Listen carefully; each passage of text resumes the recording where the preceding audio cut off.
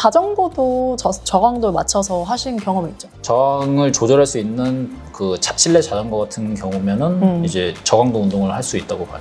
안녕하세요. 안녕하세요. 오늘은 아주 특별한 게스트를 모셨습니다. 자기소개 부탁드릴게요. 지금 슬기쌤과 그 차의과대학교 같은 동문인 양진호라고 합니다. 오.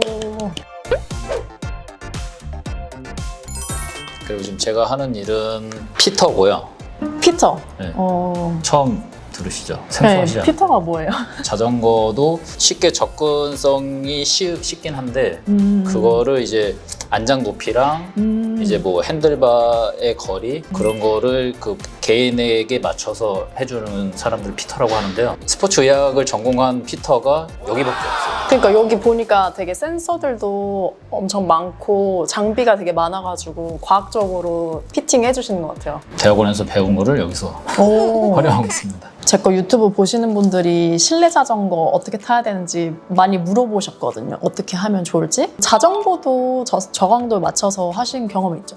저항을 조절할 수 있는 그 실내 자전거 같은 경우면은 이제 저강도 운동을 할 수 있다고 봐요. 그러면 어떻게 하면 될까요? 그런 분들은? 달리기 같은 경우도 1시간 이상씩 하시잖아요. 네. 그래서 1시간에서 1시간 이상 하는 게 좋은데 이제 그 저항은 첫 번째랑 세 번째를 테스트하면서 평균을 내야 될 것 같아요. 따라서, 네. 아. 그러니까는 예를 들어 저항을 처음에 3회다 놓고 1시간을 타는데 심박이 점점 올라가서 너무 좀 힘들다. 버거워진다거나 이러면은 그거는 이제 3이 안 맞는 네. 거죠. 그래서 그거를 뭐 2로 낮춰서 두 번째는 해보던가 그렇게 해서 뭐 세 번째까지 해서 이제 좀 편안해질 때까지 80 이하로 그렇죠?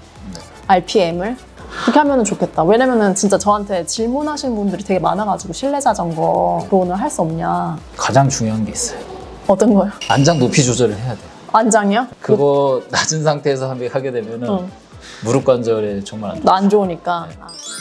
되게 실내 헬스장에서 보면은 조정을 할 수 있는 게 거의 이 안장 높이밖에 없어요. 네. 거의 고정돼 있어서 안장 높이만 조절이 될 건데 처음에는 되게 다 이렇게 타시죠. 이렇게 발을 최대한 하단으로 내렸을 때 무릎이 이렇게 안 펴진 상태에서 그렇게 되면은 요 가장 높은 위치로 왔을 때 이때 그 115도 이상으로 이게 무릎이 굽혀져요. 115도라는 그 기준은 내 그 대퇴골 여기를 0도로 봤을 때 여기에 대한 각이에요. 이렇게 되면은 무릎에 부담이 많이 가죠. 네. 이래서 처음에 앉으셨을 때 다리가 다 펴질 정도로. 네. 이게 지금 안 펴졌잖아요. 네. 이러면 이제 내려서 안장을 조절을 하는 거예요. 조정을 해보고 이렇게 이게 딱 맞는 각도죠? 네, 그러니까 앞꿈치가 아니라 이렇게 뒤꿈치를 했을 때 무릎이 펴졌을 때 여기서 중요한 거는 내가 이거를 의도적으로 피는데 골반이 이렇게 떨어지면 너무 높은 거예요. 이거는 그러니까 안장에 딱 이렇게 수평이 되게 앉았는데 그 상태에서 했을 때 이게 다 안 닿으면은 또 높은 거고 닿은 상태에서 무릎을 폈을 때 정확하게 펴지면은 간단하게 그냥 기본적으로 운행을 할 수 있는 높이라고 보시면 돼요. 네. 이렇게 했을 때 이제 가장 이상적인 높이가 되죠. 자전거는 제가 전혀 몰라가지고 어플은 그러면은 신박계로 하세요? 자전거 탈 때는 이제 자전거에 맞는 속도계에 그게 심박계랑 같이 다 있어서요. 폴라가 아닌 거를 사용해요. 뭐 가민이라고 해서 철인산종도 그렇지만은 뭐 어떠한 스포츠웨건 간에 그 가민이 좀 많이 사용하니까. 사용하는 거예요. 그러면은 느리게 달리기를 추천하는 사람. 쉽게 지치시는 분들 느리게 달리기를 일단은 추천을 해드리고요. 왜냐면은 어떤 기본적인 베이스가 바탕이 되어야 웨이트라든가 좀 더 강도 높은 운동도 할 수 있으니까요. 또는 순환 안 되시는 분들도 느리게 달리기가 좋죠. 맞아. 저는 제일 좋은 변화가 손발이 안 차가워요. 원래 차가 네, 원래 차가웠었는데 이거 하고 나서부터 안 차더라고요.